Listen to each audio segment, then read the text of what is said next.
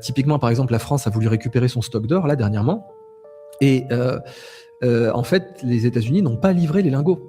Donc, la France a dit on veut nos lingots, les États-Unis n'ont pas livré les lingots. Alors pour pas faire perdre la face aux États-Unis, ce que la France a fait, c'est de dire alors on va les vendre et les racheter en Suisse parce qu'on va passer de lingots 4,9, 99,99% à lingots 5,9. Bon, c'est du pipeau ça, les lingots 4,9 étaient 5,9 aux États-Unis, c'est du pipeau, c'était pour pas perdre la face.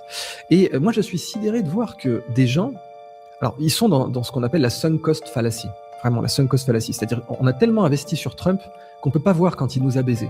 Et vous avez des gens comme ça qui ne peuvent pas voir que Trump les a baisés. Et je ne peux rien faire pour eux. De toute façon, ce n'est pas mon métier. Je veux dire, ces gens sont des adultes. C'est à eux de se poser, de méditer, de réfléchir aux faits, et seulement aux faits, de voir que Trump avait promis l'audit de Fort Knox qu'il n'a pas fait, qu'il avait promis l'audit de la Federal Reserve qu'il n'a pas fait, qu'il avait promis la fin de la guerre en Ukraine qu'il n'a pas fait, qu'il avait promis de mettre la liste des clients d'Epstein en prison qu'il n'a pas fait, qu'il avait promis également donc de réduire les dépenses fédérales, qu'il l'a pas fait, je parle même pas du mur, qu'il n'a pas fait non plus, qu'il avait promis à sa base électorale, qu'il avait promis plus aucune guerre, y compris en Iran, et il ne l'a pas fait. Il avait promis de faire des États-Unis la Bitcoin Nation, il ne l'a pas fait. À la place, il a arnaqué sa base avec les tokens Trump et Melania.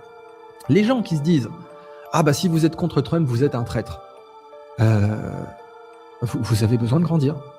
Vous avez besoin d'arrêter de croire au Père Noël, en fait.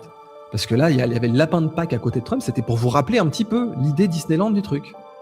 Faut que vous arrêtiez de croire à un homme infaillible qui ne peut absolument pas se tromper et en qui il faut avoir une foi aveugle.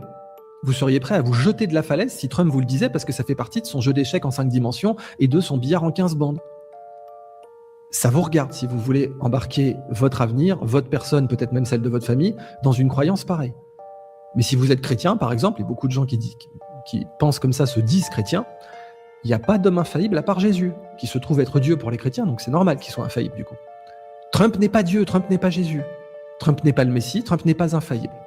Trump est un homme d'affaires qui a fait des saloperies dans sa vie, qui était porteur de plein d'espoir, qui a fait aucune guerre pendant son premier mandat, qui face aux horreurs de l'administration Biden était réellement quelqu'un qui apportait de l'espoir.